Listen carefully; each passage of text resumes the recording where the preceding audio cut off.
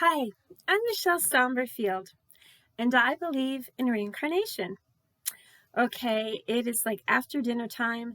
The lighting in this room is very strange, as you can see here. It's bad. It doesn't matter if I have my curtain open or my curtain closed or what, or have a light on or not. It's just bad. So I apologize. Everything looks really weird.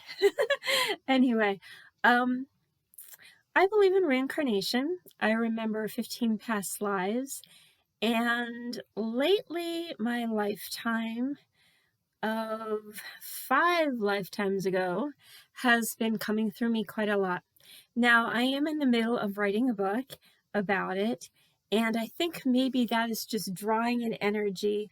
So it's kind of like I'm not purposely trying to channel anything, but I am trying to have more past life memories about it. And I do feel as if the energy of the person who I used to be, her name's Charlotte, I feel like she literally is in me and around me and with me right now. When I remember my different past lives, when I remember them like from the inside, not just kind of like fleeting memories, but when I remember what was going through my mind, what my motivations were, how I felt about things, I can literally feel the energy of the person who I was before. Now, the interesting thing about this is I hear all the time where people say, "Oh, I recognize your energy." I can tell you that my energy is not exactly the same from one life to the next. It's a variation of the same energy, but it's different because actually being in different configured, so to say, physical bodies even makes your energy feel different.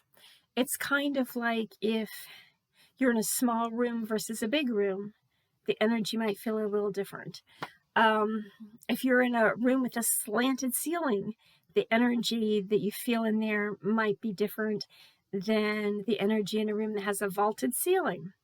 And I do feel that to a certain degree, the genetics that you are born into from one lifetime to the next kind of influences the way the feeling of your energy is contained and just, I don't know, it's hard to explain, but I feel like from one lifetime to the next, I have a lot of similarities in the way I think and in my energy level, but I feel like my energy is kind of a variation from one lifetime to the next, not the same exactly. So that being said, I want to say that I do feel that Charlotte's energy is with me. Just like if I had Marilyn's energy with me, I might feel a different variation of me. It would feel familiar, it would feel like it's home to me, but it would feel different. Now, it's interesting. I've been writing, well, I've only written 3 poems, but I wrote 2 poems the other day. And I thought, okay, these poems are kind of on the dark side. And I know that Charlotte's life was very difficult. I hate to say she felt all victimized, but she did feel victimized in her life and was depressed. And she lived in the first half of the 1800s. So at that time, not only did she have difficult circumstances and live in a very judgmental community, but she lived at the time where women definitely did not have some of the benefits of the doubt and some of the power in society that men did.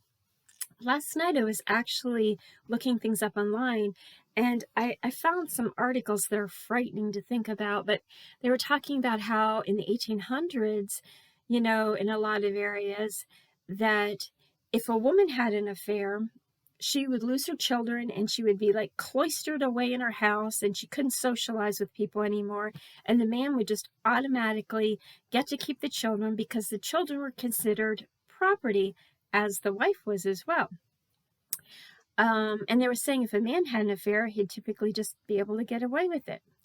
They were talking about rape, and they said that there were basically different variations of to what degree the law considered rape to be a bad thing.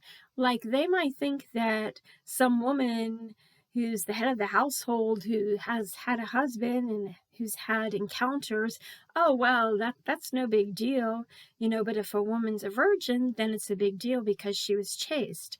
Or they might think that someone who was a prostitute didn't really matter, like, her rapist wouldn't be affected in any way because she wasn't chaste, and she chose to work in that profession. They even said that in some cases, the man might not even be punished by going to jail. He might just have to pay a fine. So, for instance, if somebody were to rape Mrs. Smith, he might just have to pay Mr. Smith a fine instead of actual punishment happening, because he would essentially be treating it as if he had damaged a piece of Mr. Smith's property. I also read that a lot of times, in the cases of rape, for instance, they might actually marry the girl off to the rapist, but I think they were talking more in terms of statutory stuff, where they would kind of try to make up the excuse that, oh, well, they really wanted to be together. The girl just happened to be young, so we'll just marry her off to him.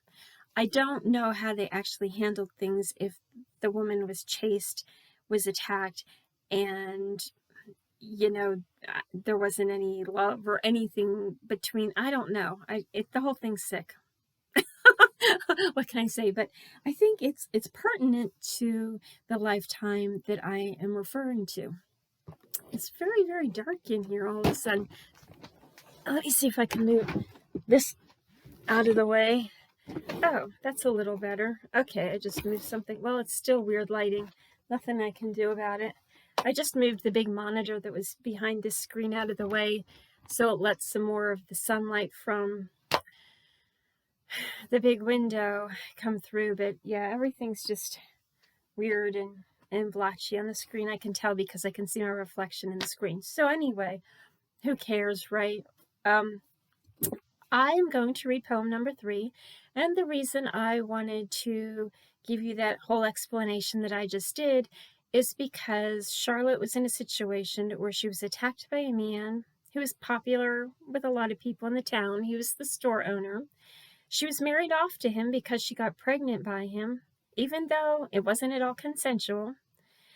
And she basically lived 6 years of her life with him, and there were different issues along the way. I don't want to get all into it.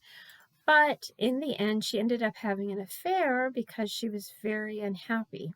And she got caught, and then her husband and she quarreled, and she told him she never loved him, and he got very upset, went to town. I don't know what all happened, but some magistrate signed some warrant and basically said that she would be put to death. She would be burned at the stake in 2 or 3 days. So she stayed at her house all alone while her husband went into town and spent those last couple days with his drinking buddies or friends or whatever. And then in the morning, she was taken away and paraded up past the small group that did show up to see what happened, and she was put to death. So this poem, I was trying to write poems that were cheerful, and every poem I wrote about Charlotte's life just was coming through me from her, and it's very negative. And I've erased a couple of them because I thought, oh my God, these are too negative. But clearly this is where Charlotte, she wants to speak to me from a place of, I guess, getting understanding, maybe just wanting people to know what she went through, what her ordeal was. So I am going to switch screens. This is a long poem. I will probably screw up pieces of it because I won't be able to see it very easily. I will use this as I always do, and I apologize. I wish I could speak more smoothly. I wish I could deliver these poems so that they sound meaningful and I'm not fumbling around, but I can make no promises. I can only say that please listen to the words so you understand what Charlotte's trying to say through me. And I'm going to have a real quick sip of strawberry margarita so my voice hopefully isn't terrible.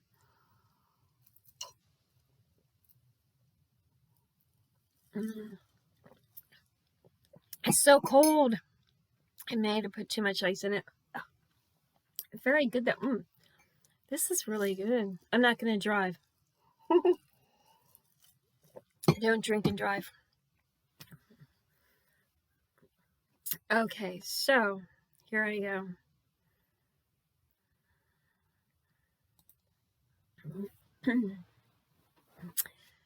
So this poem is called Quietly Waiting For. And it's basically about waiting in the house for 2 days, knowing that I've been sentenced to burn at the stake, knowing I'm just waiting for the time to come, knowing I'm just waiting for these men to come and get me in the morning and parade me up there to my death. So it's called Quietly Waiting For by Charlotte Massey Hawthorne.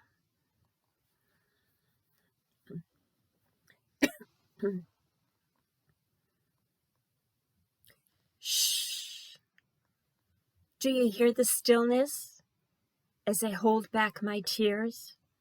Walking through this house alone, fighting all my fears. Awaiting in the emptiness, drowning in thoughts dismayed. I recount my dalliance, my good luck has betrayed. I laid across the hardwood, and on that table spread a juicy feast for someone else. Now my husband wants me dead. For what I did was wrong for sure, it wasn't very right, but I know it is not the reason. The reason is the fight. We quarreled oh so bitterly, we both had points to make. He could say whatever he pleased, my honesty got me the stake. And so I roam around this house, saying last goodbyes, and stare into the bedroom mirror, beyond my light brown eyes.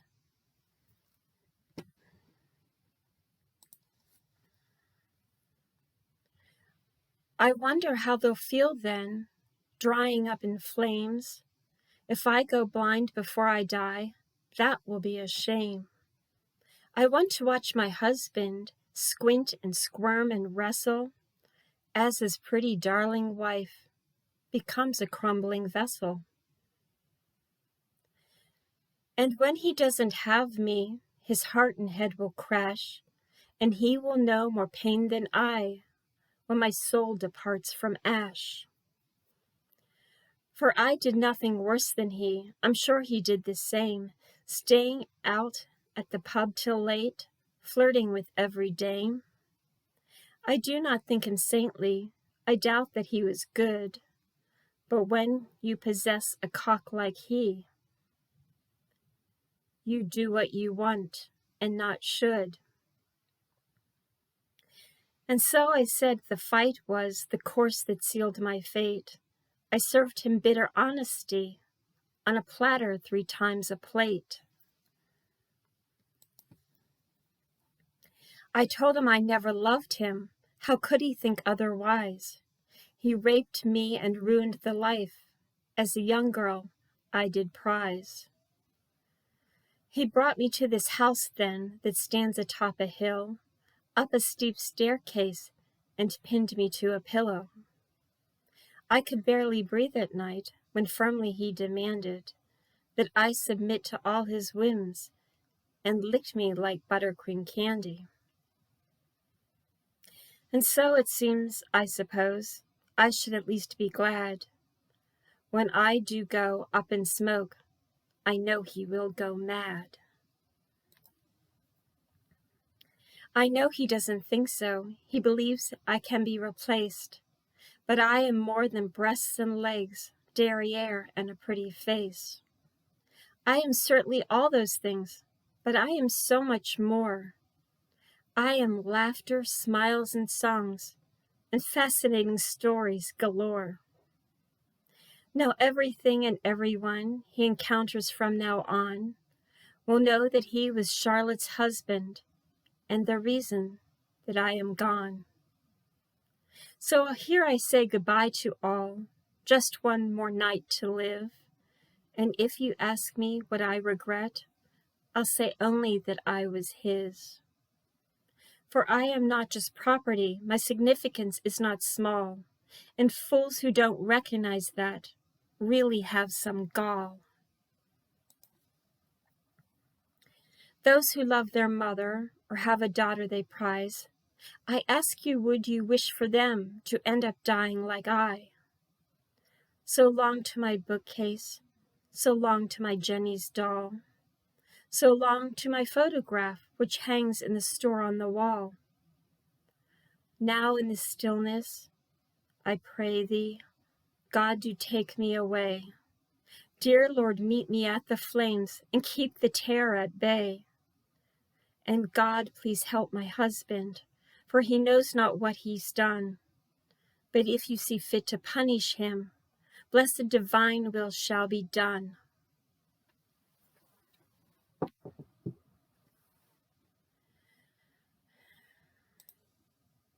That's a little heavy. Yeah. So clearly, you know, I keep thinking about forgiveness, and that's something I'm working on. And I find that when I think about this past life, I get like 90% there, 90% close to forgiving my husband from that lifetime, and then something will go through my mind or some feeling I'll just have, and then I'll be like, oh, I'm back to 30% forgiveness. But you know, I know that forgiveness is something that a person's supposed to work on, and it's really supposed to be freeing for yourself as well as, you know, good for the other person. But that was 5 lifetimes ago, and it still really affects me now in a lot of ways. Just emotionally, I remember things, and it's interesting when I have past life memories. Sometimes all of a sudden something that's happened during this current lifetime will kick in and make so much sense. I was thinking about how when I was 7, my family went in an RV to New England, and we went to a bunch of different places. And along the line, I know we went to the House of Seven Gables, and I don't know where all else, but I remember hearing about the Salem witch trials.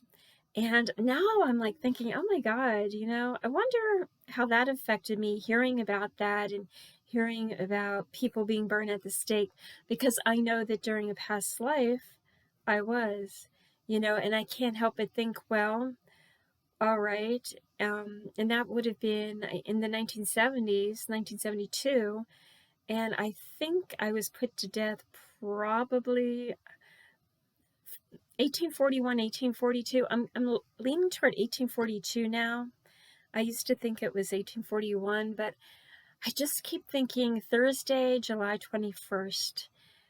And in 1842, July 21st would have been a Thursday. So that's why I think that. So anyway, there you go, another poem. And sorry, this lighting is so weird. I wish I could say it's because there's something paranormal going on, but that is so strange. I don't. The lighting's just really, really crazy here. Oh well, you know, it's not a movie studio. It's my house. Have a good evening.